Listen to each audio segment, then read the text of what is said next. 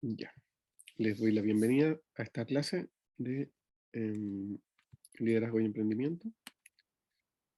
Ahora vamos a ver el primer módulo ya más concreto, después de este saludo inicial que tuvimos la semana pasada, que es sobre marketing. Entonces, antes de entrar en materia, quería conversar un poco sobre una plataforma a propósito de los temas de tecnología que estábamos viendo, que se llama Kaggle. Es una estructura que arma competencias de análisis de bases de datos de inteligencia artificial hace unos años. Y aquí hay una charla muy cortita, son 4 minutos, que realiza su CEO, que creo que es bien explicativa de las cosas que hemos conversado. Así que avísenme cuando se vea Chrome, por favor.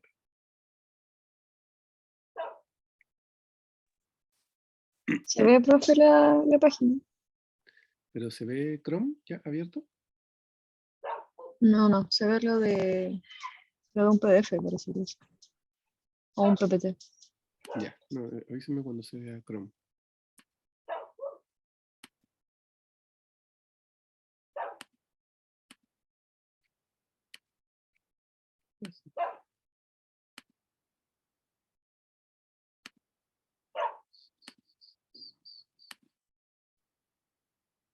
¿Se ve? Ahí sí. Ya, excelente. Voy a agregar a esta persona. Ahora sí. Ya.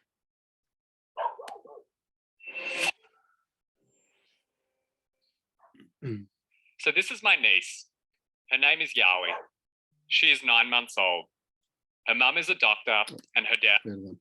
Está sin subtítulos. Ah, no, está con subtítulos. No se ven los subtítulos, vida mía. ¿Se veían?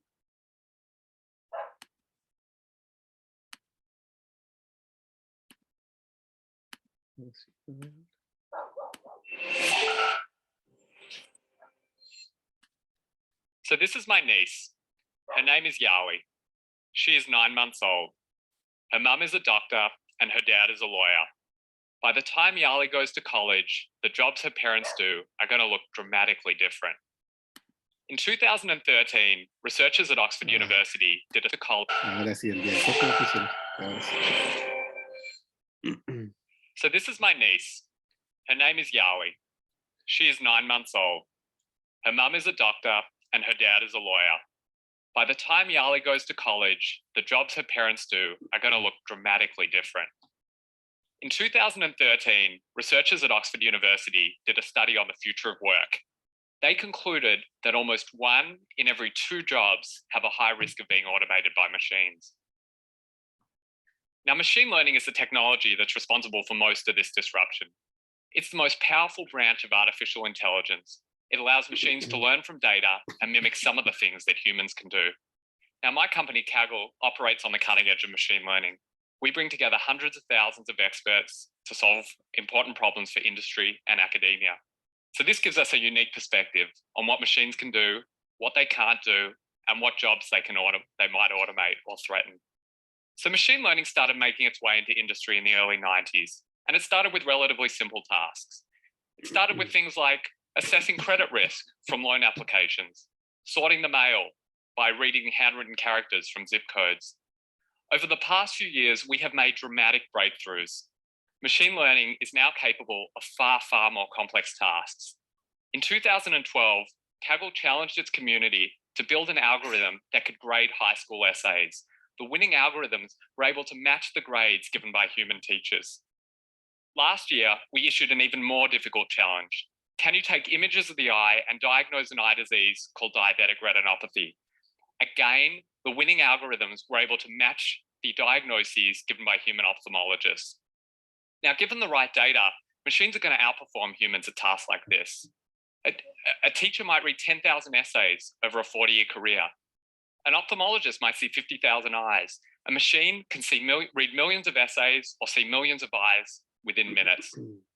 We have no chance of competing against machines on frequent, high-volume tasks. But there are things that we can do that machines can't do. Where machines have made very little progress is in tackling novel situations. They can't handle things they haven't seen many times before. The fundamental limitation of machine learning is that it needs to learn from large volumes of past data. Now, humans don't. We have the ability to connect seemingly disparate threads to solve problems we've never seen before. Percy Spencer was a physicist working on radar during World War II when he noticed the magnetron was melting his chocolate bar. So he was able to connect his understanding of electromagnetic radiation with his knowledge of cooking in order to invent, any guesses? The microwave oven. Now, this is a particularly remarkable example of creativity, but this sort of cross-pollination happens for each of us in small ways, thousands of times per day. Machines cannot compete with us when it comes to tackling novel situations, and this puts a fundamental limit on the human tasks that machines will automate. So what does this mean for the future of work? The future state of any single job lies in the answer to a single question. To what extent is that job reducible to frequent, high-volume tasks, and to what extent does it involve tackling novel situations? On frequent, high-volume tasks, machines are getting smarter and smarter. Today, they grade essays, they diagnose certain diseases. Over coming years, they're going to conduct our audits, and they're going to read boilerplate from legal contracts. Accountants and lawyers are still needed. They're going to be needed for complex tax structuring, for path-breaking litigation, but machines will shrink their ranks and make these jobs harder to come by. Now, as mentioned, machines are not making progress on novel situations. The copy behind a marketing campaign needs to grab consumers' attention. It has to stand out from the crowd. Business strategy means finding gaps in the market, things that nobody else is doing. It will be humans that are creating the copy behind our marketing campaigns, and it will be humans that are developing our business strategy. So Yali, whatever you decide to do, let every day bring you a new challenge. If it does, then you will stay ahead of the machines. Thank you.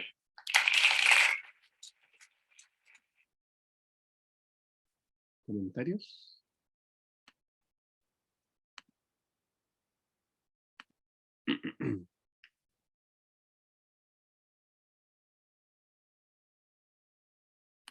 ¿Opiniones de alguna clase?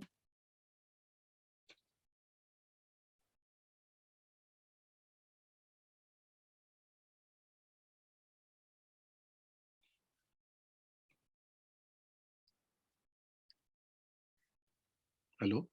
¿Se escucha?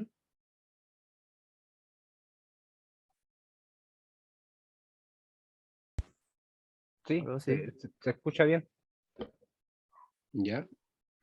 ¿Opiniones entonces sobre el video? ¿Qué les parece? O sea, igual es relativo porque, por ejemplo, hoy día estuve viendo un video de una máquina que está aprendiendo a cómo poder pararse y caminar establemente. ¿Ya? Supuestamente era una programación en base a aprendizaje. Entonces la máquina se demoró, no me acuerdo cuántas horas, como 7, 8 horas, en aprender a pararse, estaba a dar vueltas como de espalda, por decirlo.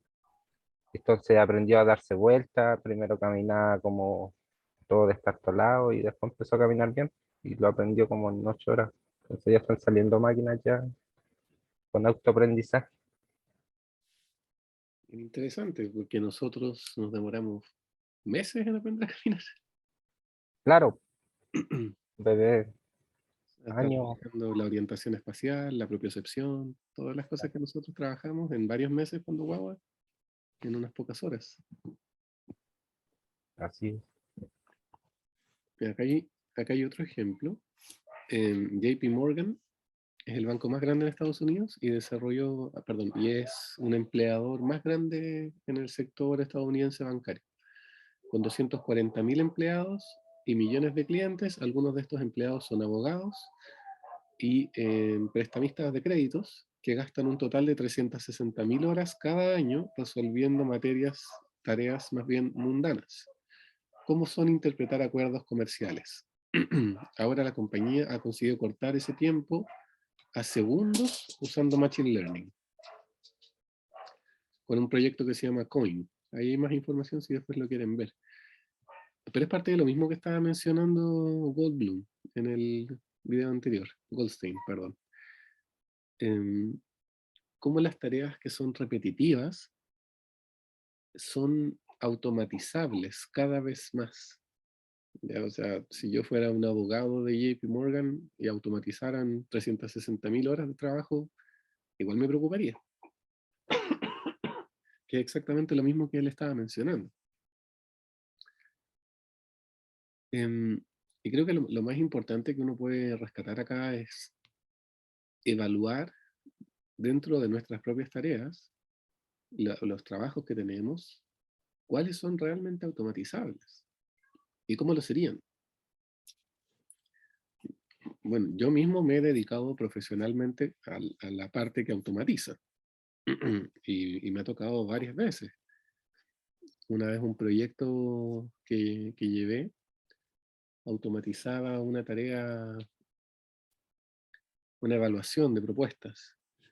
Y había una etapa que era súper sencilla, que era una cosa muy simple automatizar, y lo hicimos, y eso le estaba ahorrando a la organización 50 millones al año, solo en los gastos de automatización. Y eso significó que esos 50 millones que antes se licitaban y que eran empresas que se contrataban y personas que hacían esa pega, dejó de ser tan necesario. Por supuesto, yo promuevo que eso se reinvierta de otras maneras, que siga siendo fomento productivo, pero no se puede desconocer la otra parte, los riesgos que se están corriendo en ese sentido. ¡Ay, qué desagradable esta opción de nuevo! No entiendo, ¿qué tiene el micrófono malo esta cosa?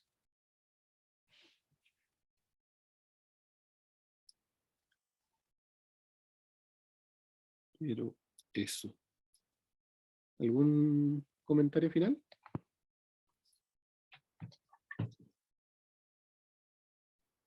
Ya, entonces, para entrar en materia,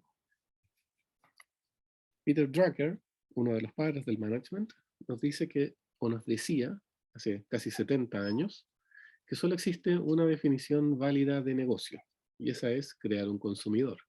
Y dado que el propósito es crear un consumidor, todo negocio solo tiene dos funciones básicas, las que son marketing e innovación. ¿Ya?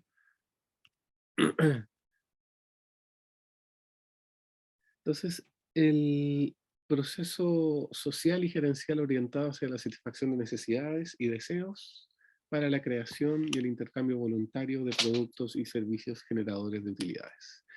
Nos dice Lambin para tratar de describir el marketing.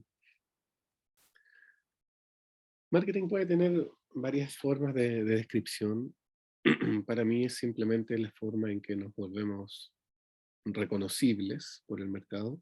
Por supuesto, un profesor especialista en marketing se tirará los pelos con lo que yo estoy diciendo, pero como yo no soy especialista en marketing, me da lo mismo. ¿Ya? Entonces, ¿qué es lo que hacemos? Simplemente se construye un análisis del sector industrial desde el punto de vista interno y externo. De ahí nace un FODA, se analiza el consumidor y se segmenta. Esto crea la ventaja competitiva y escogemos cuál ventaja competitiva usar. Y desde ahí se genera un posicionamiento de estrategias con productos, precios, distribución y comunicación, que se puede ver como las famosas 4P o 7P o 5P o como quieran los marketeros decirle, del marketing. ¿Ya? Las 4P son conocidas como el producto, el precio, el lugar y la promoción, donde lo que uno hace es escoger cómo va a ser reconocible su producto, a qué precio va a ser reconocible, en qué lugar va a ser reconocible, puede ser un lugar físico o digital, y de qué manera va a ser promocionable ese reconocimiento. Esa es la idea de las 4P, que es como el acercamiento más sencillo que podemos tener hacia la estrategia de marketing. Y el marketing lo que busca es trabajar con las necesidades de las personas. ¿Han visto alguna vez este triángulo? La pirámide de Maslow. ¿Alguien la conoce en algún concepto? Sí, lo hemos visto. ¿En qué la han escuchado? ¿Cómo la conoce usted? En la clase de economía nos presentaron Ah, una vez buenísimo. sí, ¿Qué les decían? no recuerdo bien. Ah, ok. Es que yo no estuve en Oh, esa clase. Creo que Cuéntame. era por el tema de jerarquías. Ah, no, era de... Uy, se me olvidó. ¿Alguien se acordará? De los bienes y servicios. Ya me acuerdo. Las jerarquías de bienes y servicios. Ya, interesante. Estaba el bien... Hoy no me acuerdo. Perdón. No, no se preocupe, no se preocupe. Muchas gracias por el intento. Y efectivamente, o sea, hay una relación muy clara entre las jerarquías de bienes y servicios y la pirámide de Maslow, que es una pirámide de necesidades. Esa era, la necesidad. Pero, profe. No, no hay problema. Maslow es un psicólogo que lo que dice es que para poder resolver necesidades de alto espectro, tenemos que tener resueltas necesidades anteriores, como de un nivel inferior, donde las más fundamentales son las fisiológicas, como respirar, alimentarse, descansar. Después vienen las de seguridad, o de física, de trabajo, de recursos, familiar, la salud. Después vienen las sociales, como amistad, afecto, y así sucesivamente. Perdón, así sucesivamente. Entonces, por ejemplo, nosotros, si una persona no tiene para comer, es extremadamente difícil que se preocupe de no tener amigos. Esa es la idea. Si una persona no tiene, qué sé yo, seguridad física, que donde vive, en el lugar en que habita, constantemente está, puede ser bajo violencia o bajo un peligro o lo que sea, esa persona no le va a importar sentirse exitosa. ¿Ya? No es que no le importe, pero es que como no está resuelta la necesidad previa, no puede proyectarse a preocuparse de la necesidad posterior. Y esta pirámide es muy importante en marketing porque implica que hay un vínculo entre lo que podemos resolver o lo que tenemos resuelto como segmento y lo que una empresa puede ofrecernos como producto o servicio. Por eso cuando segmentamos, tenemos que tener muy claro a quién le estamos ofreciendo tal o cual cosa. Entonces, una pregunta para la reflexión. ¿Es realmente el marketing un creador de necesidades? Hay gente que dice que el marketing crea necesidades. Pero hay gente que dice que la necesidad ya existe y el marketing lo que hace es manifestarla. Tengo una pregunta un poco del huevo y la gallina, de la imagen, porque pareciera que no hay una respuesta muy clara. Yo me inclino personalmente porque por un mix. Creo que hay cosas que se un poco crean, pero hay cosas que siempre han estado y no se manifiestan, ¿no? Pero ahí cada uno puede ir encontrando su propia respuesta. El paradigma del marketing es como entendemos a este proceso de evolución que ha tenido el marketing a medida que más se han ido desarrollando los mercados y que ha permitido que los marketing se vayan especializando. Tradicionalmente, mientras menos clientes yo tenía, los conocía más y era capaz de resolverlo con marketing intuitivo. ¿Qué es el marketing intuitivo? Este letrero que ponemos afuera del almacén, por ejemplo, diciendo, qué sé yo, almacén Don Pablo se vende pan. Ese es marketing intuitivo, natural, que hacemos de forma obvia y donde en general mis clientes van a ser los mismos paisanos que están parroquianos, que están constantemente yendo a comprar a mi almacén. Entonces yo los voy a conocer mucho. De hecho, probablemente conozca a sus familias, los conozca por el nombre, sepan las cosas que le pasan en alguna medida, dependiendo de cuánto conversen, y así.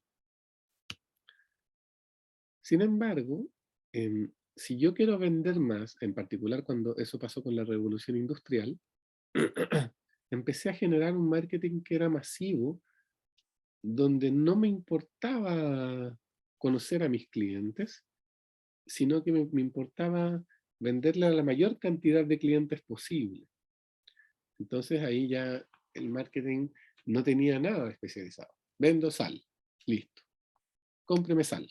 Todo lo demás me da lo mismo. Sin embargo, nos dimos cuenta después que para poder vender cosas especializadas, teníamos que empezar a tener ciertas características que describieran a nuestros clientes. De ahí nace el concepto del marketing de segmentos o la segmentación, donde yo tuve que en algún momento empezar a decir, bueno, no puedo solamente vender sal, a lo mejor hay un grupo al que le interesa comer sal, pero no puede por salud. Perfecto, entonces voy a crear la biosal y voy a venderla especialmente para el segmento de personas que necesita comer biosal. Listo. Nace el marketing de segmentos, pero ¿qué significa eso? Que mi número de clientes disminuye. La cantidad de personas que comen biosal es menor que la cantidad de personas que comen sal normal. Ah, perfecto. Entonces, si se dan cuenta, empieza a generarse un proceso en que mientras yo más conozco a mis clientes, menos clientes tengo, y a la inversa. Mientras menos los conozco, más clientes tengo. Por lo tanto, empiezo a generar un problema ahí. Y ese es el paradigma. Lo que además se especializa más todavía con lo llamado marketing de nichos, que son los nichos, son espacios dentro de los segmentos más pequeños todavía. Entonces, por ejemplo, a lo mejor ya no me interesa comer biosal. Lo que me interesa es comer una sal que me haga bien, pero que me haga bien, por ejemplo, puede ser en un sentido no solamente físico, sino que yo le doy una interpretación espiritual y me interesa la sal del Tíbet, qué sé yo. La sal de mar del Tíbet y que además no me haga mal por el sodio. Perfecto, ese es un nicho extremadamente especializado de personas. Entonces, eso significa que mi número de clientes es muy menor. ¿Ya? ¿Cómo sucedió este proceso de evolución histórica? Porque al principio la industria se orientaba a la producción, después a las ventas, después al mercado y después al mercado social y a las relaciones. Y esto se dio el último siglo y medio, cuando se empezaron todos estos cambios. ¿Ya? Entonces, al principio, cuando las empresas estaban orientadas a la producción, se preocupaban de incrementar el mercado nomás, de incrementar la producción para satisfacer ese mercado y ojalá disminuir los costos. Una vez que empecé a no poder llegar a todos los mercados, quise evolucionar un poquito y empecé a llegar con distribuidores. Pero después el mercado empezó a cambiar un poco y tuve que empezar a enfocarme más que en la producción, en las ventas, porque a lo mejor lo que yo estaba produciendo no se estaba vendiendo todo y estaba empezando a quedarme con stock. Entonces, cuando las empresas se orientaron a las ventas, el marketing se empezó a enfocar ya no tanto en lo que estoy produciendo, sino que en los medios de comunicación a los que estoy llegando para poder conquistar a los clientes. Una vez que el mercado empezó a evolucionar más todavía, se volvió más informado, especialmente después de Internet, donde el número de competidores se ha ido disparando y ahora en general en casi cualquier industria las barreras de entrada son muchas más bajas que antes. Por lo tanto, hay un exceso de oferta y eso permite que las empresas tengan que conocer mejor a los clientes para poder darles aquello que están buscando. Entonces, el paradigma del marketing que podíamos ver antes se asocia mucho al tipo de orientación que tenía la industria, producción, a las ventas o al mercado. Entonces, ¿cómo se ha ido resolviendo en el último par de décadas, 3 décadas quizá, la posibilidad de acercarse a un número alto de clientes, pero manteniendo un alto conocimiento de los clientes? Eso sucedió a través de la construcción de las bases de datos electrónicas, ¿ya? Especialmente de Amazon en adelante. donde la capacidad de construir perfiles de usuarios a través de la información ha ayudado a que las empresas puedan tomar decisiones mucho más certeras. Donde entonces el marketing 1 a 1 es un marketing relacional que busca generar vínculos de unión que sean en el tiempo, donde cada cliente se considera un ente único, ¿ya? Entonces, no sé si ustedes se han fijado que cuando compran hoy día,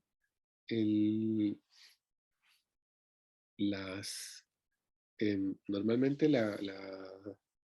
ustedes quedan registrados en una base de datos y después les llegan correos con información, ojalá lo más precisa posible de cosas que les puedan interesar. Y para qué decir, ¿verdad? Google e Instagram los persiguen con información de cosas que ustedes les hayan mostrado interés, y así sucesivamente. Porque el marketing relacional lo que prioriza es eso, es la construcción de algo duradero en el tiempo.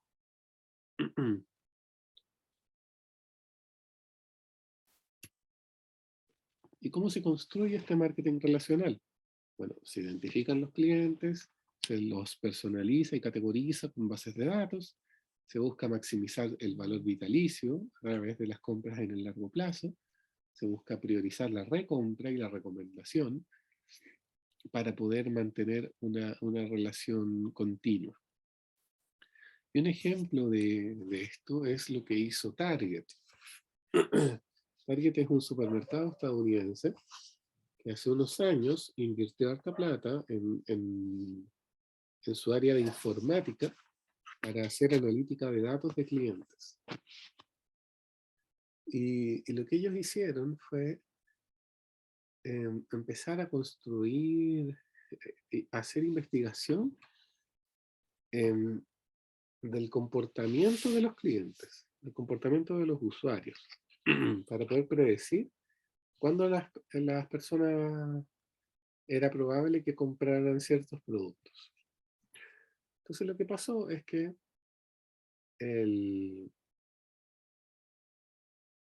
se descubrió que cuando una mujer estaba embarazada, iba a tener una guagua,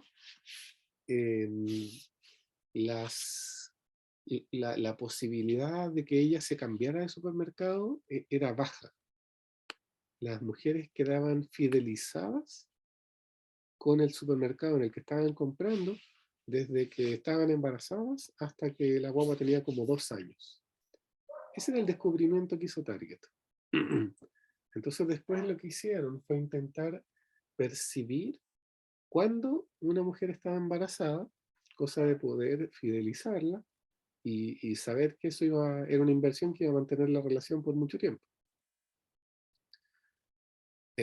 Y bueno, con esta inversión que hicieron en analítica de datos, efectivamente les fue súper bien y empezaron a poder predecir esta situación. Entonces, de acuerdo a las compras que hacían las mamás embarazadas, ellos predecían cuándo una mujer estaba embarazada y cuándo no, por el tipo de productos que empezaba a comprar.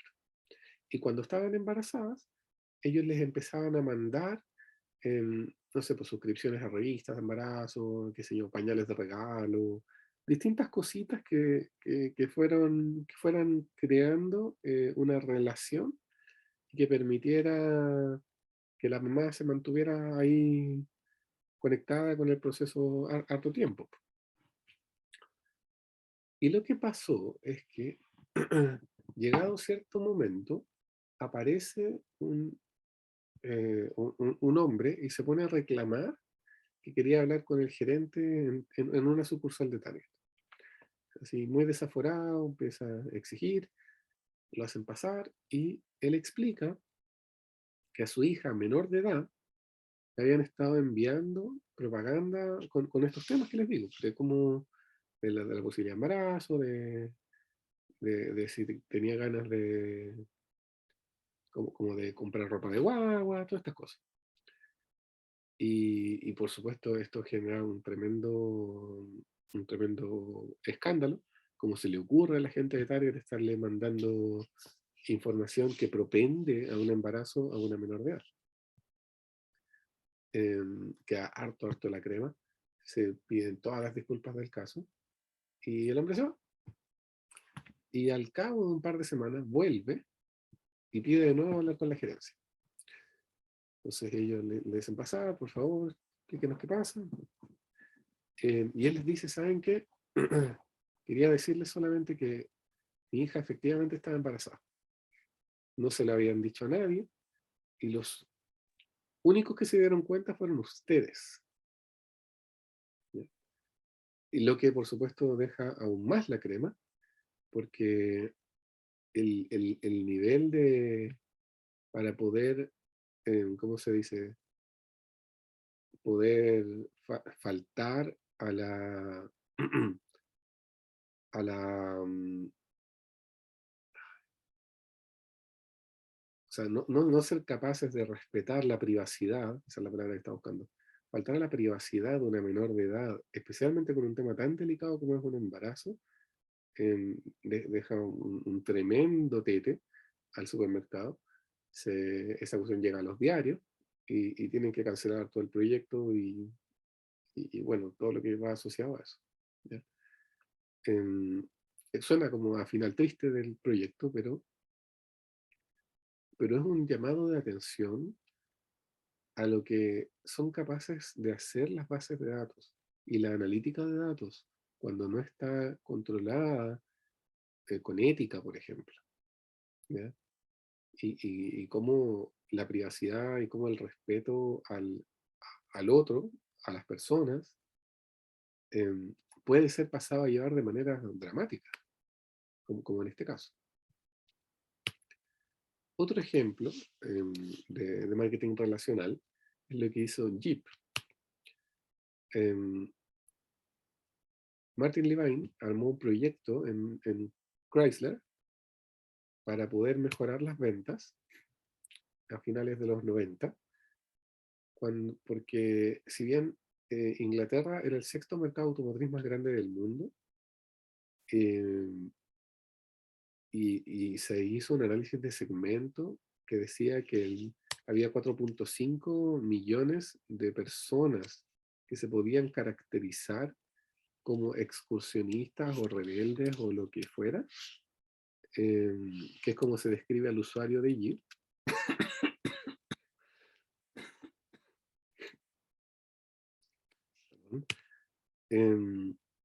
No se estaba pudiendo llegar a ese mercado de 4 millones de personas. Además, se analizó que costaba 4 veces más inversión obtener un nuevo cliente que retener uno actual. En general, en todas las industrias, el promedio es 5 veces. ¿Ya? Así que, ojo ahí, si alguna vez tienen una empresa, sepan que es normalmente, en promedio, el quíntuple más caro conseguir un cliente nuevo que retener a uno que ya existe. Y se armó un programa llamado Jeep Privileges que buscaba entonces fomentar la recompra y la retención de estos clientes que estaban. Por supuesto también que llegaran clientes nuevos, pero sobre todo ayudar a retener los actuales. Y para eso se descubrió que el ciclo de vida del cliente era de 3 años. Ese es el plazo que uno se demoraba en cambiar el auto cuando era un Jeep. Las claves que necesitabas para el marketing relacional eran oportunidades para crear diálogo y para tener razones para este contacto. Porque cuando uno compra un auto, se olvida, ¿no? Compra el auto, ¿no? Entonces, ¿qué es lo que armaron en este programa? Armaron una serie de etapas y eventos que dependían de la cantidad de tiempo que había pasado desde que se compraba el Jeep hasta estos 3 años. Que partía con un paquete de bienvenida en el momento de la compra, una llamada a la semana, y después a las 2 semanas, una encuesta de satisfacción también al mes, recordatorios al mes y medio, 2 meses, y la suscripción a una revista que les llegaba cada 4 meses con fotitos de ruedas sobre lodo y todas estas cosas, como que podemos imaginar en torno a Jeep. 10 meses de servicios de postventa, 1 año y medio al pasar 1 año y medio una encuesta de satisfacción, luego cuando estuvieran casi cumpliéndose 2 años, un test drive con modelos nuevos, luego cuando estuvieran cerca ya de los 3 años, otro test drive y además una oferta de garantía extendida, y finalmente a los 3 años, que era ya el ciclo de vida que se había estudiado, más correos con ofertas de nuevos modelos, otro test drive y una renovación gratuita a la suscripción de la revista. O sea, lo que hicieron estos tipos fue mantener una relación con su segmento, que eran estos rebeldes y excursionistas, durante 3 años, sin perderse. ¿Ya? ¿Y cuáles fueron las consecuencias? Que el año 91, cuando parte este proyecto, se habían vendido 47.000 unidades. El año 95, cuando ya había pasado un ciclo de vida, o sea, 4 años, un poquito más de un ciclo de vida, eran más del doble las camionetas vendidas. Y para el año 96, en mayo, o sea, antes de la mitad del año, ya se había superado la cantidad del año anterior. Luego, para el 2001, ya en las unidades globales Jeep, en todos los modelos, eran 2.400.000 en Reino Unido. O sea, mucho exorbitante el impacto que tuvo Jeep Privileges. Y el último ejemplo que les voy a dar es lo que hizo DesignJet, o sea, perdón, lo que hizo HP con DesignJet, ¿ya? Que es un tipo de impresora. Ellos en HP armaron un CRM, que es como se llama, significa Customer Relationship Management, que es un sistema de gestión de la relación con los clientes. Todo este tema del marketing relacional se fundamenta en el CRM, que es la gestión de la relación con los clientes. Y el programa que armaron tenía como factores de éxito que tenía una base de datos poderosa que describía a los clientes, que por supuesto tenía apoyo de la directiva con sponsors adecuados, que los clientes sentían que estaban haciendo un win-win. El cliente, sobre todo si era un cliente empresa, sentía que al comprar esta impresora ganaba plata, eso es súper importante, que se facilitó la innovación y que el CRM, este sistema que les digo yo, lo hizo HP. Entonces era personalizado. Normalmente hay los CRM, o sea, hay un montón que son, como se dice, estándares de la industria, como Salesforce o el Dynamics de Microsoft. Pero en este caso ellos desarrollaron el propio, que igual es lógico porque HP es una empresa de computador. Entonces, esto consistía en que el cliente era capaz de buscar información propia sobre la impresora, podía entrar en una comunidad de usuarios, ellos ofrecieron la entrada a esta comunidad, se ofrecían productos que eran específicos por cada tipo de cliente, con distribuidores que estaban geolocalizados. Entonces, si me llegaba propaganda, era de la tienda HP que me quedaba una cuadra. Y que tenía justo una impresora que además a mí me servía mucho. ¿Ya? Era una cosa bien trabajada en torno al tipo de cliente. Tenía videos tutoriales para que no tuvieran que esperar que llegara el técnico, que se atrasara y todas las cosas que pasan, sino que podía instalarlas por sí mismo los clientes. Y además tenía capacitaciones en el uso que eran gratuitas. ¿Por qué? Porque como la impresora era una impresora industrial, el uso que se le daba era para ganar plata. Y las capacitaciones permitían mejorar el uso. Entonces, si las empresas podían sacarle más provecho aprendiendo cosas nuevas y, como digo, eran gratuitas. Los resultados de este programa de DesignJet fueron que el año 97 se vendieron 850 millones de dólares y se poseía entre un 40 y un 55% del market share, de la porción de mercado. Pero 5 años después se había casi triplicado la venta y además el market share se había incrementado a 2/3. Era un poquito menos de la mitad en promedio y había subido de 2/3 a casi 3/4. O sea, de la mitad a entre 2/3 y 3/4. ¿Ya? O sea, una posición tremendamente fuerte en el mercado.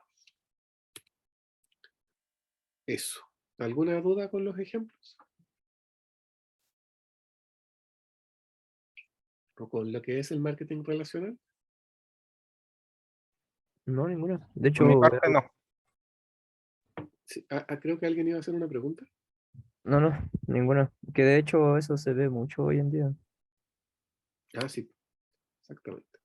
De hecho ya es como costumbre, ya como que ya nos da lo mismo que nos estén observando prácticamente. No hay nada que hacer con eso. Claro. También es cierto eso. Bueno, entonces las características que tiene el nuevo marketing, primero es que ya no existe este yo, sino que somos nosotros, en el sentido de que el consumidor eres parte del proceso creativo, que las marcas deben buscar a los clientes donde este está, que ahora existe un commitment, así como un encuentro entre el usuario y la marca, una protección, ¿ya? A la gente que usa Apple, que usa Starbucks, que usa, qué sé yo, Ferrari, tiene una asociación con la marca, más que con el producto que compra.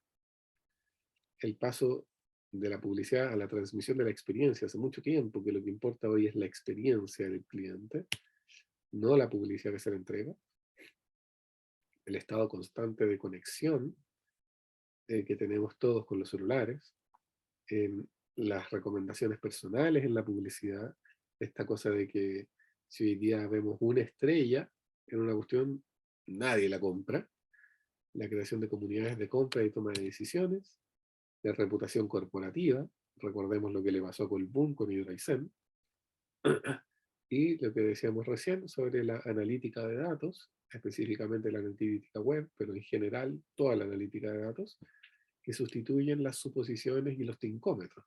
¿Ya? Eso. Entonces ustedes ahora van a escoger en grupos un producto o un servicio, algo que tengan ganas, con lo que les gustaría trabajar ahora. No es necesario que todo el semestre sea el mismo producto o servicio, pero si quieren, también puede ser. Y van a elaborar un plan chiquitito con las 4P. ¿Qué producto va a ser? ¿A qué precio lo van a vender? ¿Dónde lo van a vender? ¿Y cómo lo van a promocionar? ¿Ya? Todo eso en 15 minutitos. ¿Hay alguna duda?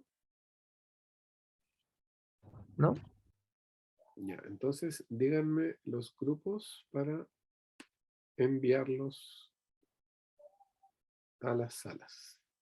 ¿Cuántos grupos son? Ustedes son 6, así que supongo que 2 grupos, ¿o no? Sí.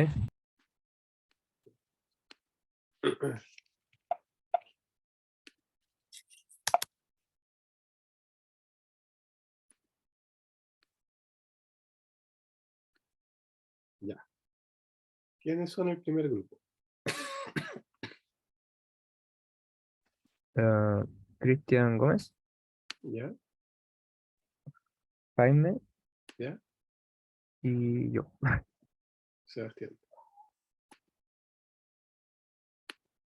Ya. Y Constanza, Julio y Michael en el otro. Listo. Perfecto, nos vemos en 15. Ok.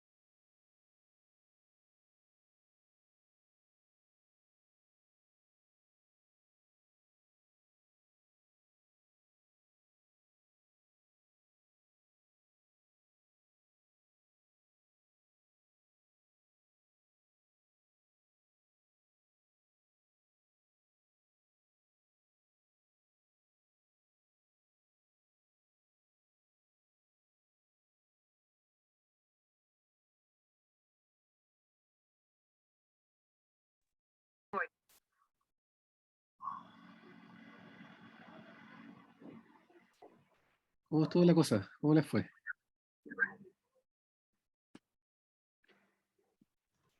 Bien, profe, a nuestro grupo por lo menos le fue súper. Sacamos las 4 ideas y creemos que vamos en la línea de lo que ha expuesto en la clase.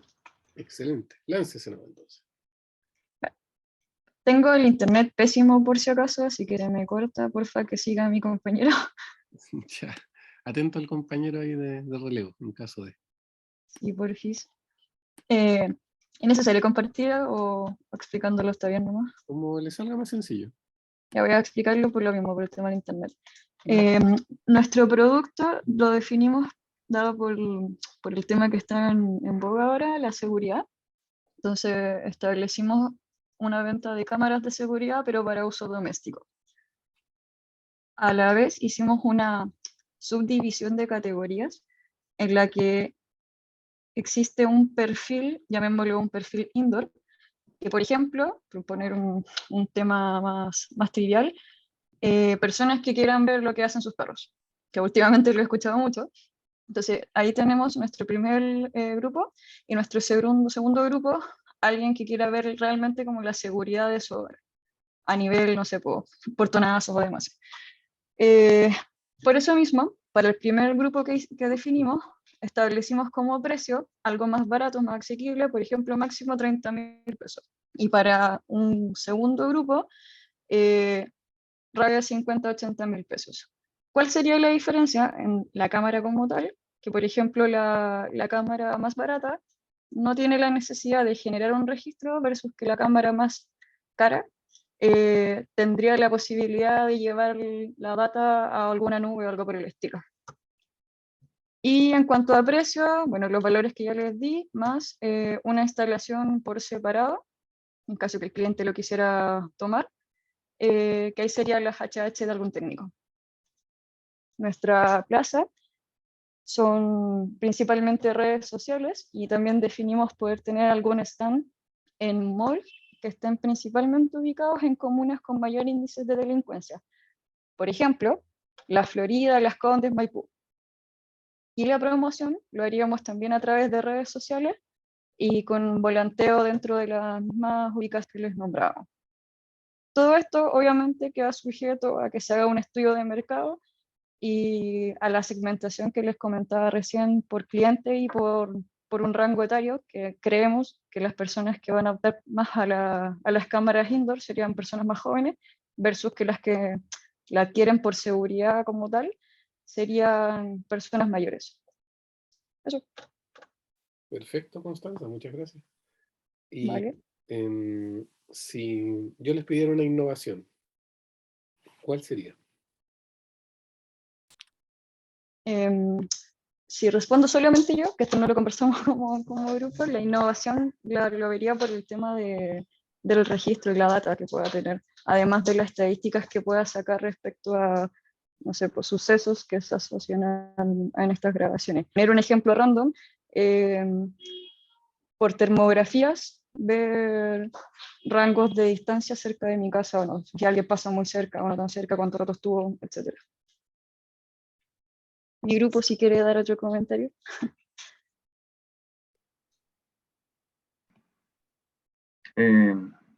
Básicamente podría ser conectarse con alguna data pública que, no sé, por reconocimiento facial.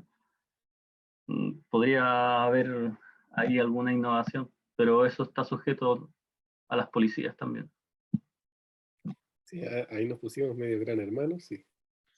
Pero de todas formas, independiente, disculpe, como para agregar algo, independiente de que esté o no conectado a las policías o algo así, igual se puede llevar un registro de reconocimiento facial. ¿Se puede? Sí, ¿Se puede? reconocimiento facial, Sí, se puede. sí, Se puede. sí, pues Ah, está se la puede, tecnología para reconocer rostro. pero no sé si es legal. Bueno, habría que indagar sobre eso, pero esa sería como la innovación. Está interesante. Pero sí, Igual podría estar conectada con redes, por ejemplo, comunales o vecinales. Poner un ejemplo de aplicación que existe, es SoSafe. O sea, claro. cualquier movimiento extraño o que dé uno la posibilidad de generar esta alarma, también se pueda conectar con aplicaciones de ese tipo. Está bien interesante, chicos. Muy bien, los felicito. Muchas gracias. Gracias, compis. Gracias. Seguimos entonces. Bueno, después de conversar sobre estas 4P, ahora viene la siguiente etapa de lo que estábamos hablando en marketing, que es la segmentación, que es la agrupación de un mercado grandote en grupos más pequeños, lo mismo que estaba haciendo el equipo que conversó recién, cuando nos decían, bueno, vamos a tener un segmento indoors y un segmento outdoors, ¿ya? Que era... que tenía toda una serie de características que los diferenciaban, ¿verdad? Desde los intereses, hasta la edad, hasta... En forma intuitiva hacemos segmentaciones cuando estamos creyendo que podemos apuntar a grupos distintos de personas. Y la gracia que tiene la segmentación es que son grupos homogéneos que esperamos que respondan de manera similar a determinadas estrategias. Entonces, el tipo de marketing que, por ejemplo, podía usar el grupo anterior para el segmento outdoors, espera que todas las personas que están en ese segmento respondan de manera similar a lo que ellos ofrezcan. Lo mismo con el indoors, ¿ya? Entonces, no sé, si el outdoors podía ser un comercial parecido al de Tepillé, y el indoors podía ser un video viralizado sobre un perrito subiéndose a la cocina a robarse un pan, ¿ya? Donde, por supuesto, el grupo que encuentra gracioso el video viralizado va a buscar probablemente comprar la cámara para sus mascotas. Yo sé que mi señora lo haría. Y el grupo outdoors efectivamente va a priorizar la seguridad y la sensación de posible robo y todas las demás cosas que vemos en el marketing de esa índole, ¿ya? Entonces, ¿cuáles son las características que tiene que tener una buena segmentación? Primero, por supuesto, que el segmento tiene que ser homogéneo, tiene que describir a tipos de personas parecidos entre sí, que tiene que haber heterogeneidad entre segmentos. Lo que pasaba recién fue un excelente ejemplo, porque los dos segmentos eran sustancialmente distintos, desde sus intereses hasta los grupos etarios, financieros, todo era diferente. Entonces no había un cruce entre los dos. Los segmentos son estables en el tiempo, o sea, yo no saco nada con tener un segmento que vaya cambiando, por lo tanto yo hago una estrategia de marketing y después el mismo segmento ya no le interesan esas cosas, no me sirve eso. Los segmentos deben ser identificables y medibles. Tengo que poder averiguar cuántas personas, cuánto potencial de mercado son mis segmentos. Deben ser accesibles. No saco nada con que mi segmento al final sean puros capitanes de bote que viven cerca del Ártico, si es que no puedo llegar a ellos. Y deben ser además rentables. Mismo caso con los capitanes de bote. O sea, si les voy a vender cámaras de seguridad para que vean focas, no sé, voy a tener que vender a 100 millones cada cámara para que la cuestión valga la pena, ¿ya? Entonces ahí también harto cuidado con eso. Tipos de segmentaciones clásicas: la geográfica, demográfica, psicográfica, por grupo socioeconómico, y finalmente la única que de verdad sí sirve, que es la del estilo de vida, ¿ya? Todas las demás son simplificaciones que pueden ser útiles, pero no son una respuesta concreta y correcta para esto. Entonces la geográfica asume que toda la gente que vive en el mismo lugar tiene deseos similares. Un ejemplo clásico de esto es lo que pasa en la Copa América o en el Mundial de Fútbol con Coca-Cola. Coca-Cola no es la roja, o sea, esta cosa de que Coca-Cola apoya a la roja y le cacha la espada, eso no es así. Ustedes van al lado y apoyan la albiceleste, y que la vino tinto, y que la verde amarela, y en el país en que está, Coca-Cola asume que la gente es feliz tomándola porque apoya a su país. Entonces tener claridad con eso, ¿no? Pero no sé, o sea, es extremadamente tosco decir que la gente toma Coca-Cola porque, no sé, pues le dicen que la roja de todos. No es así. Coca-Cola tiene una tradición y una serie de cosas que están muy asociadas a lo familiar, y por eso le da tan bien. Pero lo otro es un extra nomás. La segmentación demográfica lo que dice es que todas las personas de una edad similar, de un género igual, de un nivel de educación similar, de una clase social determinada o de un estado civil específico, se van a comportar de una manera parecida ante cierto evento, ante cierta estrategia. Y si bien esta es más precisa que la anterior, tampoco es por supuesto completa. Yo no puedo decir que todos los veinteañeros hombres universitarios, qué sé yo, a veces uno solteros, responden exactamente igual cuando se trata de comprar libros, ¿verdad? No, eso es una locura, no tiene por dónde. Pero quizá hay productos o servicios en los que bastaría para un primer acercamiento. El GSE o grupo socioeconómico es la distribución que se hace en los países de acuerdo a los ingresos que tienen las familias o las personas, o las personas. En el caso, por ejemplo, de Chile, el 70% de los trabajadores tiene ingresos menores a los 500.000, el 33% gana menos de 260, y así sucesivamente, con el 5% ganando más de 1,5 millones. Y esto es parte de por qué entendemos como la pirámide de Maslow, ¿verdad? Lo que yo les decía sobre cómo tenemos que apuntar en forma correcta al estilo de vida de la persona, que incluye su grupo socioeconómico, cuando queremos segmentar, ¿ya? En este caso, se abre un poquito con un estilo, con un paper que sacó GFK sobre estilo de vida del 2019, que yo creo que ha cambiado harto post pandemia, pero es lo más actual que hay, que dice que el 1,4% de los hogares tiene ingresos promedio de 6.500.000 casi, con un 99% de profesionales universitarios como jefe de hogar y un 6% de directivos y profesionales de alto nivel como integrantes de jefe de hogar. El 6% tiene un ingreso promedio de 2.700.000 brutos, 95 y 92 para el mismo caso, y 3 miembros promedio, en el caso anterior eran 2 miembros promedio. Con esto ya tenemos un 7,4, y con este 6,4 extra ya tenemos el 14% de Chile, tiene un ingreso promedio de 2 millones brutos casi, 71% de profesionales universitarios, 56% de alto nivel, y con un promedio hogar de 3%. Entonces los A, B, C1A y C1B equivalen a un 14, y después viene el 11% de los hogares chilenos con 1.300.000 de ingresos, el C3 con un 25,3%, antes estábamos en un 14, entonces con el 11 tenemos un 25%, y eso significa que con este otro 25 está la mitad de la población. Entonces en el grupo C3 se corta la mitad de la población en Chile, ¿ya? Mismo proceso con el grupo D y el E, y eso se abre de esta manera. Esta apertura con forma de pirámide nos lleva a un concepto llamado marketing to the bottom of the pyramid, o marketing al fondo de la pirámide, que es un tipo de marketing que surgió hace unos años, que lo que busca es resolver,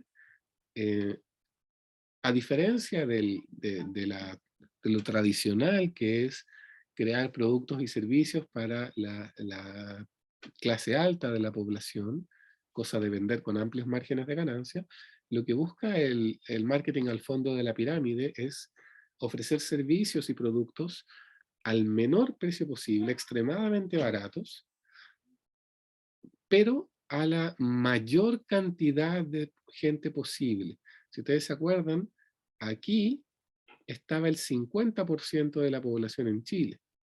Entonces aquí ya hay 5 millones de trabajadores con ingresos. Aquí me parece que estaba el 75%. Entonces 7,5 millones en números gruesos. ¿Qué significa eso? Que si yo vendo algo que es capaz de acceder a alguien del grupo E, D, C3 y C2, mi mercado factible es de 7 millones de personas, ¿ya? Entonces, si bien puedo venderlo muy, muy, muy barato. Lo que apunta el marketing del fondo de la pirámide es que lo puedo vender con poco margen, pero es tanta gente que al final es economía de escala. ¿Ya? Eso, con los grupos socioeconómicos. Y finalmente la segmentación por estilo de vida, lo que nos dice, que es, como les decía, la más correcta, es que en base a características globales, antropológicas y grupales, se genera un perfil multidimensional de la persona, que lo que trata de describir es el modo de vida, ¿ya? Por eso se llama el estilo de vida. Y eso se aplica, por ejemplo, en este análisis que se hizo de los segmentos para el mercado de los chocolates. Este fue un estudio que se hizo en supermercados de Santa Isabel y un líder en 15 Norte. Y los encuestados fueron 224 personas que estaban comprando chocolate en ese momento. El modelo que se usó fue este análisis de conglomerados mediante el grado de evaluación de acuerdo. Lo que significa es, con esta frase, bla, ¿usted está de acuerdo, muy de acuerdo, en desacuerdo o muy en desacuerdo? ¿Ya? Eso es lo que significa el análisis de conglomerados. Las frases que se usaron fueron que el chocolate es un alimento. Ustedes pueden ir pensando si es que están en desacuerdo o de acuerdo con estas frases. Que comer chocolate les provoca una sensación agradable, el consumo de chocolate provoca problemas en la piel, que les gusta comer chocolates después de la comida como postre, que comer chocolate da mucho placer, que comer chocolate engorda, que les gusta regalar chocolates, que comer chocolates les da energía y que les gusta comer chocolates cuando están solos o solas. Y de estas 224 personas, el 17% eran hombres jóvenes, el 21% hombres adultos, el 20% mujeres jóvenes y el 42% mujeres adultas. Entonces, una vez que tomaron las frases que se habían utilizado, se generaron estos 3 grandes grupos de resultados. Teníamos un grupo que considera fuertemente que el chocolate es un alimento y que les agrada, que no considera que el chocolate les dé problemas en la piel, que definitivamente les gusta comerlo como postre, que le da mucho, mucho, mucho placer, que no los engorda, que les gusta regalarlo en ocasiones especiales, que sí sienten que les da energía y que sí les gusta comerlo cuando están solos. Entonces este grupo claramente es el más proclive a comer chocolates. En el caso del grupo 2, eso disminuye bastante, ¿ya? Y en el grupo 3 se da una cosa más neutral. Vamos a ver las conclusiones, entonces.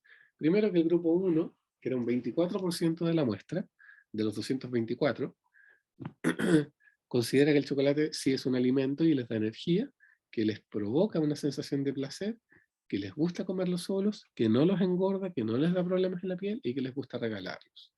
Y fueron descritos como amantes del chocolate, donde las mujeres adultas eran la mitad de la población, los hombres jóvenes eran un 8%, los hombres adultos un cuarto de la población, y un 17% eran mujeres jóvenes. ¿Ya? En el segundo grupo, que habíamos conversado, que se veía mucho más reacio a comer chocolate, considera que es un problema para la obesidad y para la piel, no les gusta comerlo después de la comida, no lo consideran relevante y no les gusta comer cuando están solos. Y equivale a 1 de cada 3 personas de las que fueron encuestadas. Entonces es un grupo bien relevante. El grupo anterior era un 24, 1 de cada 5, de cada 4. Estos son 1 de cada 3. ¿Ya? Y de este grupo de consumidores por costumbre, como fueron llamados, el 35% son hombres jóvenes, el 29% hombres adultos, el 24% mujeres jóvenes, adultas, y el 12% mujeres jóvenes. Y finalmente, el tercer grupo, ese que no describí cuando estábamos conversando, fue llamado acá como consumidor culpable, porque si bien consideran que el chocolate es un alimento y les da energía, les da mucho placer, les gusta cuando están solos comerlo, pero además al mismo tiempo consideran fuertemente que el chocolate les causa gordura y problemas en la piel. Entonces un consumidor que disfruta mucho el chocolate, pero es muy consciente también de que les hace daño. Y esto es casi la mitad de la muestra. O sea, casi la mitad de la población encuestada disfruta el chocolate, pero con culpabilidad.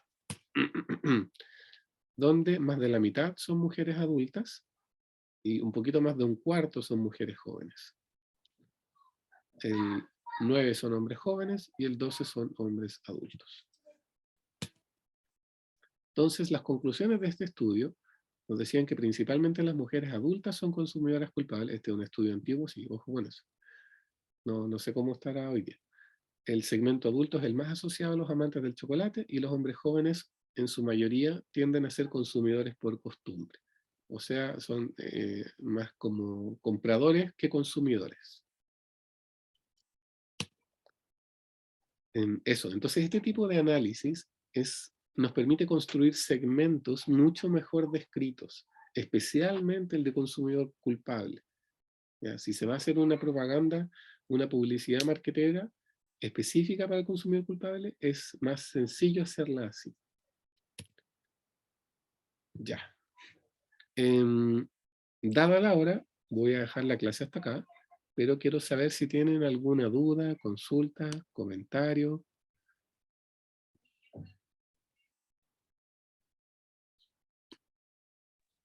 No por mi parte, profe. Gracias, Constanza. Cristian, Jaime, Julio, Michael, Sebastián. No, profe, todo bien. Excelente.